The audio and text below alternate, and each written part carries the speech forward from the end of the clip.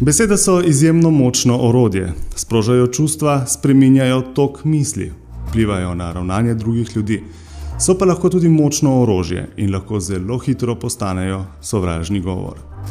Sovražni govor je zbor tistih besed, ki spodbuja nasilje, diskriminacijo ali sovraštvo do posameznikov ali skupin na podlagi njihovega izvora, vere, rase, spola, spolne usmerjenosti in drugih predvsem osebnih značilnosti. Ta govor ni samo visoko neetičen, je celo nezakonit in lahko vodi do resnih posledic za posameznike in družbo.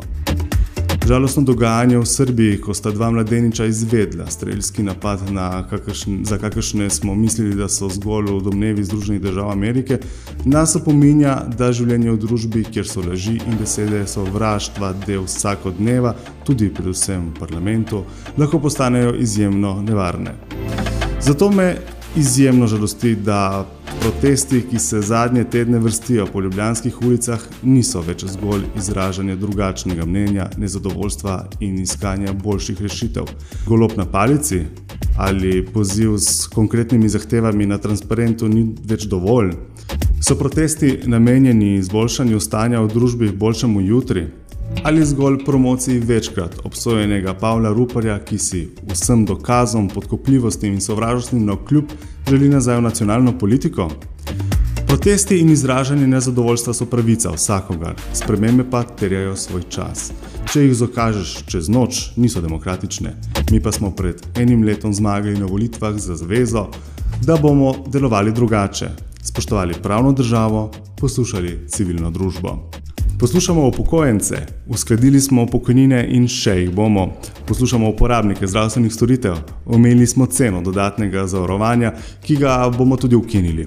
Urejamo nepregledno dogajanje v zdravstvu, da izbrani posamezniki ne bodo več bogateli. Šele na to bo lahko sistem pošteno plačal vse ostale in odpravil zaostanke. Zimo smo preživeli s cenami energentov, ki nismo dovolili podivjati. Brezposelnost je na rekordno nizki ravni. Policija ne vdira več nasilno v življenja državljank in državljanov. Smo storili dovolj? Nismo. So razlogi za nezadovoljstvo? So. Kar pa ne pomeni, da so tudi razlogi za sovraštvo. Kako lahko preprečimo sovražni govor? Čisto vsak od nas lahko prispeva. Pozitivna in vključujoča, konstruktivna sporočila, ki poudarjajo spoštovanje in enakost, skupno dobro vseh. To je prvi korak. Kritika? Da, seveda. A spoštljiva. Pozorni moramo biti na izbiro besed, ki jih uporabljamo, izogibati se moramo stereotipom in spodbujati raznolikost. To je vse. Preprosto, kaj ne? Le če se bomo zavedali svojih besed in dejanj, lahko ustvarimo boljšo družbo za vse. Družbo prihodnosti, ki je na preteklost ponosna, a se vanjo ne vrača.